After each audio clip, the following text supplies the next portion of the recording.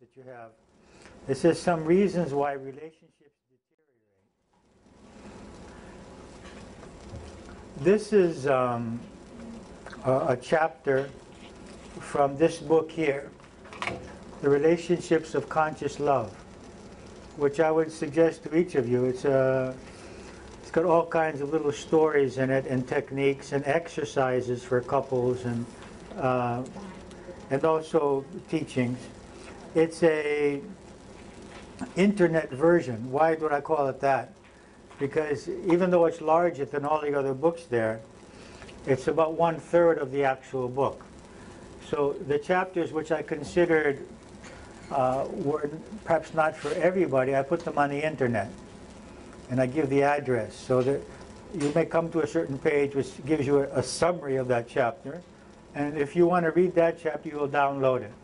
Otherwise, it would have been 350 pages, and it would have been much too expensive to create. Okay, so, but most of the information that you need is there. Also, there is this cassette for improving relationships. It's a visualization technique which I'll be guiding you later on, in which you visualize the person with whom you want to heal your relationship, and you visualize that you are in a harmonious, loving relationship with that person and the other person in light and being well. Okay? So these will be two useful tools for the relationships. Now this is a chapter on why relationships deteriorate. One first reason is a lack of education in effective communication. We have learned basically two ways to communicate.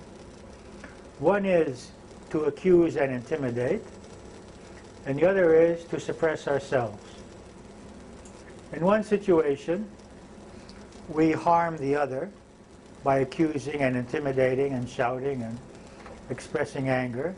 In another situation, we harm ourselves by suppressing what we are feeling and our needs. I mean, we don't know how to express ourselves assertively, but not aggressively. Assertively with love. This kind of balance, to be loving but also very strong, is something that very few human beings have mastered. It's difficult because it's very easy, because we don't feel comfortable in confrontation. And we don't know how to take love. And so immediately we become aggressive and accusing and angry. Okay? So it's a very important lesson in relationships, is learning to be simultaneously loving but also assertive. Okay? Secondly, we have very poor role models. We did not see effective communication as children. We saw people either living in a compromise and suppressing themselves and not expressing themselves, or we saw people shouting and screaming. Very few people have positive role models that they saw in their parents. So it's very natural that having this image in my mind about relationships, that I'm going to create something similar in my life. The third reason why our relationships suffer is what I mentioned the other night, and that is that we don't take responsibility for our reality. We consider the other responsible for what we are feeling, and we consider ourselves responsible for what the others are feeling. And this is a whole seminar in itself, codependency. How do I get free from feeling responsible for the other person's reality, and how do I get free from believing that the other is responsible for my reality? Okay. Number 4, we expect the other to fulfill our needs and expectations. Now, we talked about expressing needs earlier, but life is a reality in which we may very well be with a person who is not able to satisfy our needs at a particular time. As I mentioned earlier, it doesn't mean that they don't love us. It may mean they don't love us, but it doesn't necessarily mean they don't love us. I love a lot of people whom I am not able to satisfy their needs. I'm not able to give them what they want. I love them, but what they want from me is something I cannot give them, or believe I should not give them. Doesn't mean I don't love them. And I'm sure that you have experienced that situation, that there are people that you love, but you cannot give them what they would like you to give them. And yet you love them. And so the same is true for the others in relationship to us. So it's very important to make that distinction in our minds, that we are controlled by needs or even by our conscience. People may be asking us to do something which is not in harmony with our conscience. Okay? 5, the fear of what others think.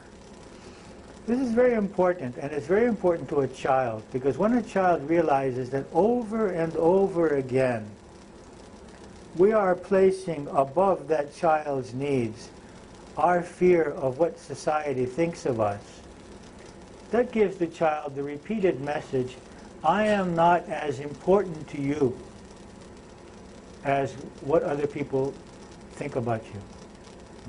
And this is very, very important, because this is a continual experience of rejection. And when we do it also with our spouse or with our parents, these people get that message, so it's very important. A lack of energy. One of the things that we teach at our center in Athens is how to keep your energy high through yoga, through tapping, through breathing, through deep relaxation, through eating properly. We consider this very important. In fact, we teach it even before we teach emotional harmony. Because we believe that many negative emotions are a function of low energy. And many negative reactions and behaviors towards others is a function of low energy. So we feel obliged, I feel obliged, to keep a high energy level. Because when I have a high energy level, your behavior annoys me much less.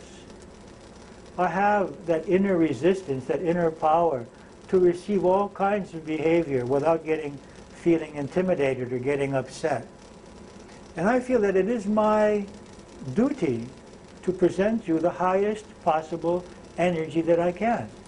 And that is why every day I spend between 1.5 and 2 hours on my energy level, either meditating or praying or exercising or breathing, not because I have any health problems or serious emotional problems at this time, simply because I believe that this is the way a human being should be.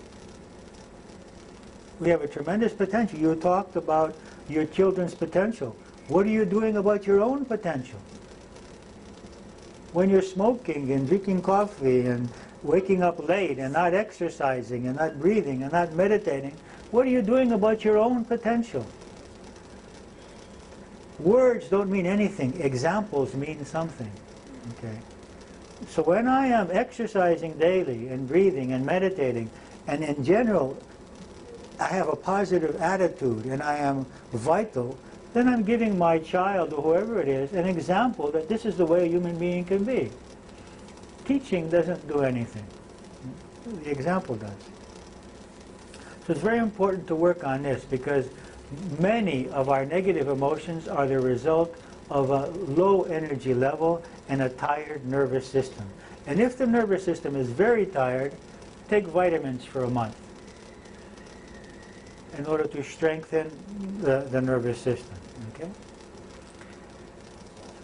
Next we carry the past around with us. So we already explained this, that many of our problems are the result of our carrying with us these programmings from our childhood years.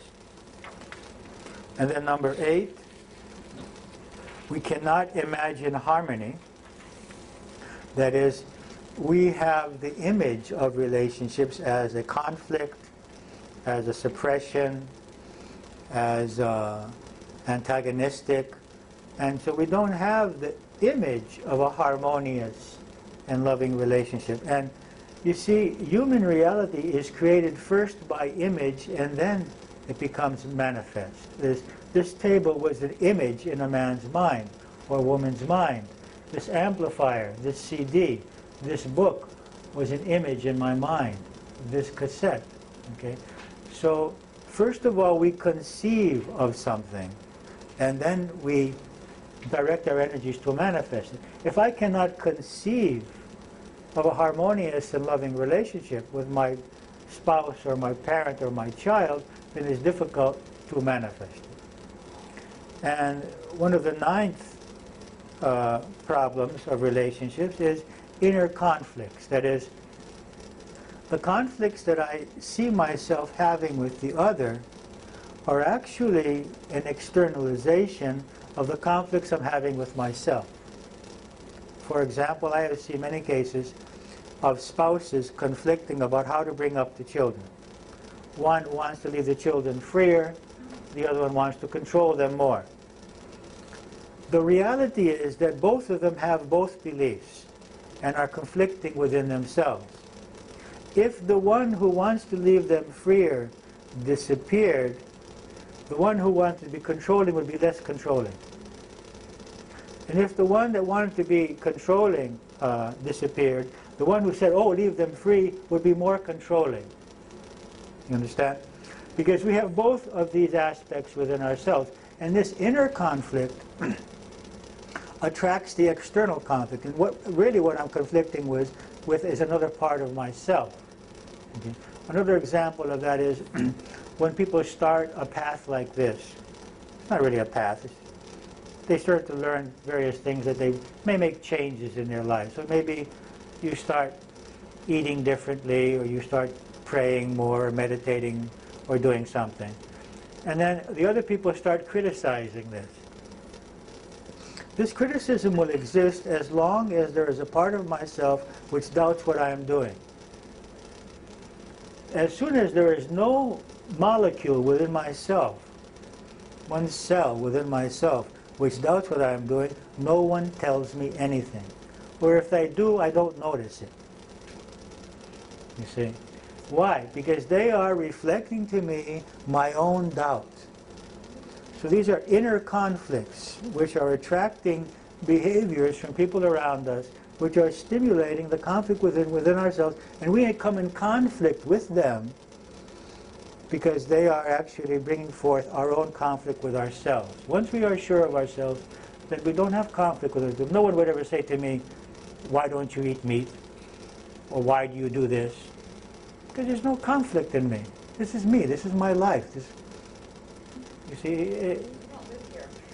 I lived here. No, I mean, I think that's, I don't know. I have a hard time with that last thing. Which one? The one about even if you're sure of yourself, that people will not criticize you unless you have. Even if they criticize, you won't notice it. It says, okay, oh, that's fine, that's interesting. I like to do that. It won't bother you. Oh, okay, that I understand. But you really can't. You can't know, because I'm not sure that you're really free. You see what I mean? Just The benefit of the doubt. okay. I mean, if you're really, really free, and there's no doubt whatsoever, and there's no fear of their criticism, you see, then it's very likely that it won't come. When I was in the starting stages, you know, my father would say, what are you eating, worms there? What is that? You know, there were sprouts, green sprouts and something. What is this stuff, you know? And you know, I gave up my job as a chemical engineer to do what? No one could understand, what are you doing anyway? I couldn't even explain to them, what am I doing? I'm searching. I'm searching for a meaning in life. I'm studying the human being, but I'm not a psychologist, I'm not a doctor. What am I? Okay? So I went through that process, and when I became very sure of myself, and not only did they stop criticizing, but they started asking for my help. Oh, what can we do about this? What can we do about that? Okay? So it's like a test.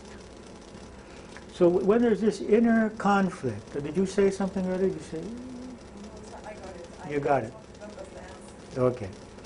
But, okay, an inner conflicts, however, are another problem. When we have inner conflicts, they manifest so often as outer conflicts with other people.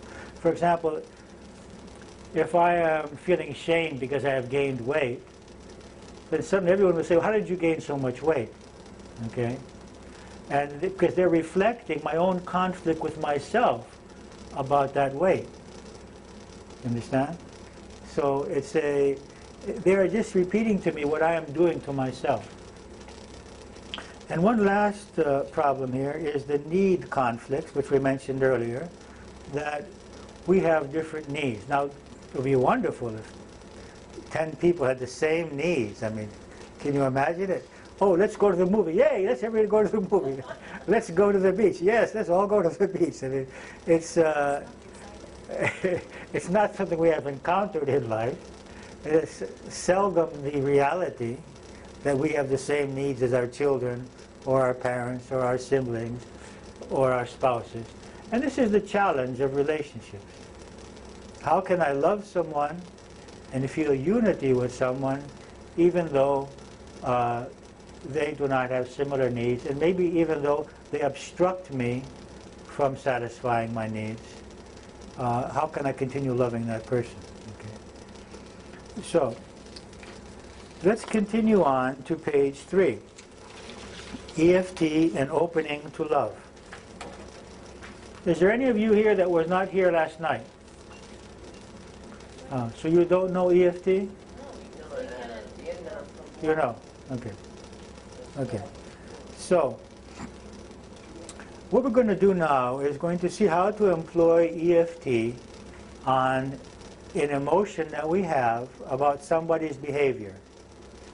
Okay, so you're going to choose a person whose behavior is annoying to you, which makes you feel hurt or angry or bitter or injustice.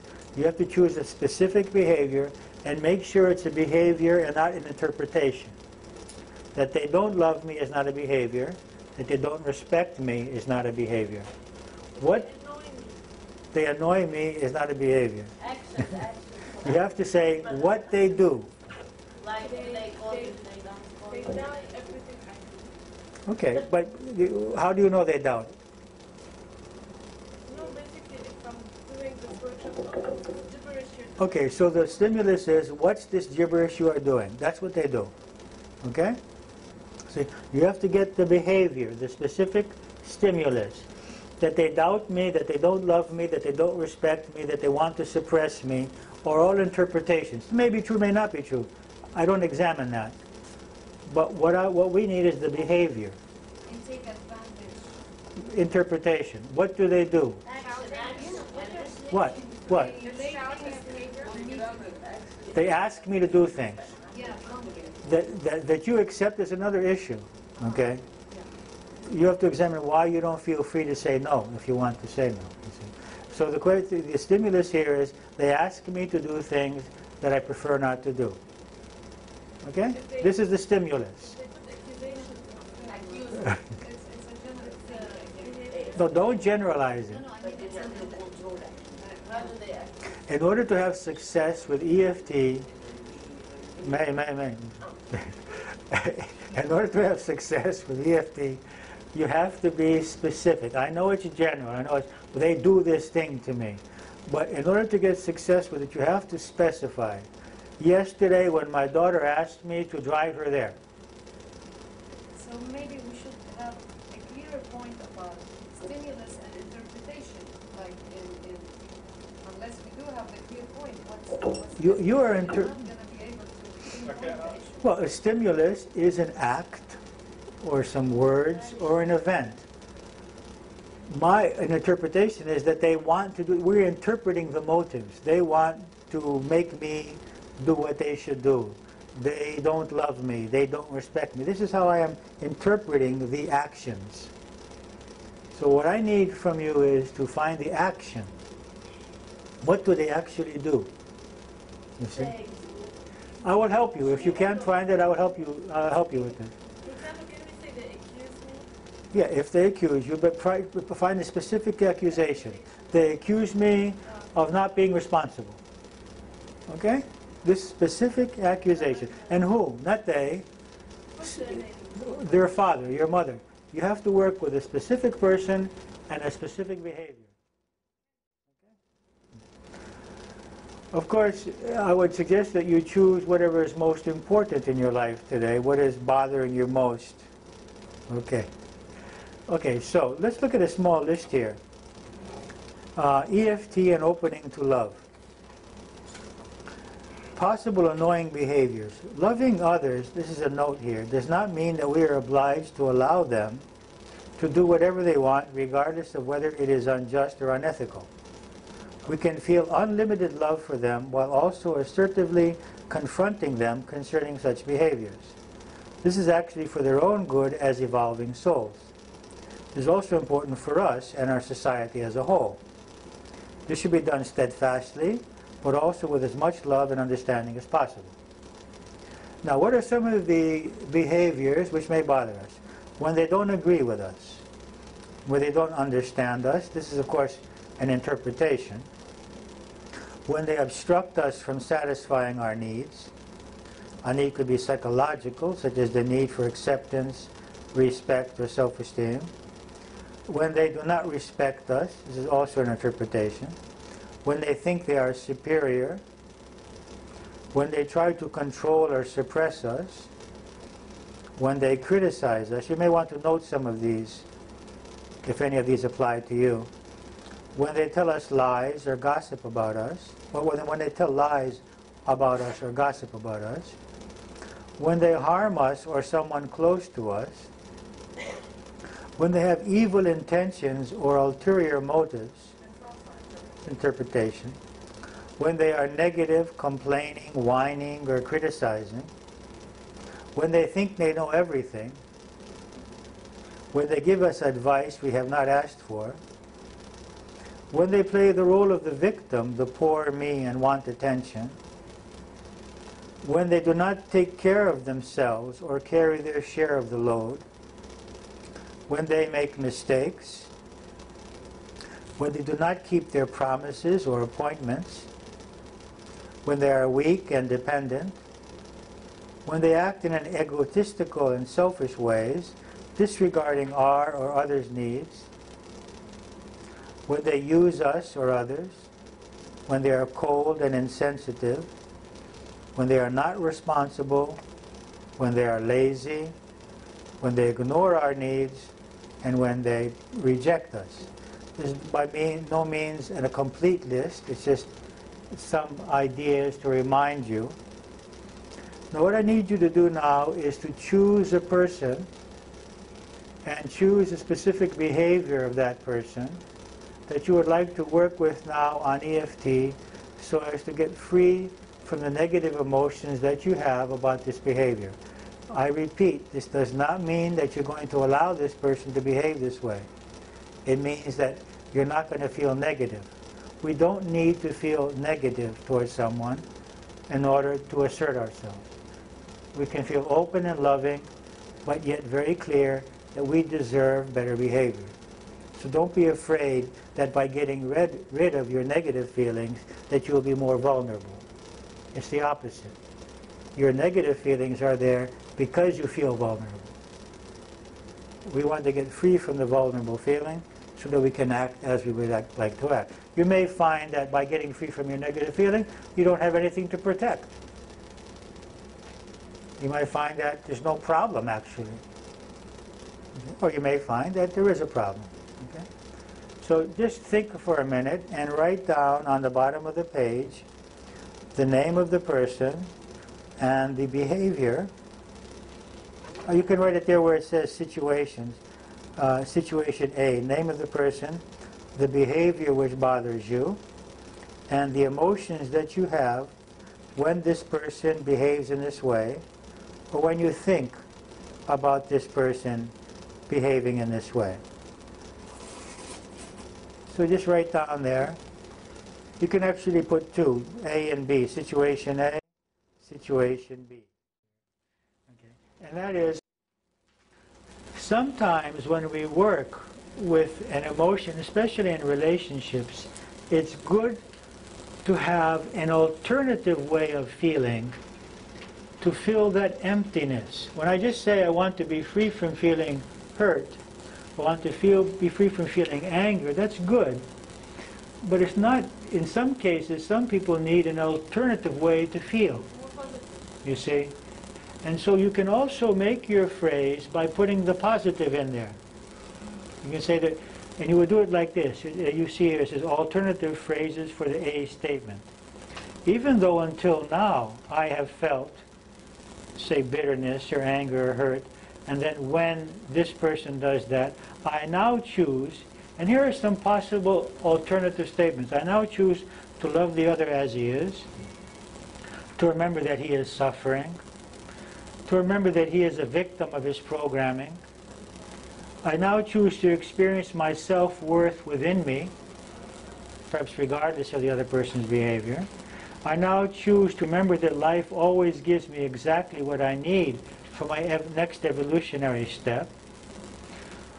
All this is after I say, even though until now I have felt, this emotion, I now choose to remember that love is always the solution. Even though until now I have always felt anger, whatever it may be, I now choose to protect myself and my needs with assertiveness and love. Even though until now I have felt fear or bitterness, I now choose to assertively and lovingly stand for my needs and rights, and many other possibilities. So this is an alternative way of using this A phrase. It's helpful for a lot of people because it gives them another place to stand. You see? It gives you another way of viewing this. So I say, even though until now I have felt upset when this person does this, I now choose to remember that he is a victim of his programming, that life gives me exactly what I need. I now choose to accept and love him as he is. Okay? And then you can do your tapping. When you use this kind of alternative A phrase, you don't have to rub on the other side and say, I want to get free, because you've already included that in the phrase, because your phrase includes the idea of a new way of feeling, you see. So you just use the A phrase without the B phrase, saying, because your A phrase includes this new way of thinking or feeling or behaving. Do you get that? So you want the other side? You don't need to do the other side, just one side. Let's do one round with the alternative phrase now, okay? And then we'll do the tapping. Okay, and then let's do the tapping with both hands now so that I can confuse you totally, okay? What if you So let's do one round with the EFT using the alternative phrase now, and then we'll do it with the two-hand tapping, okay? Okay, so close your eyes and just repeat that phrase as you rub there, using your alternative phrase.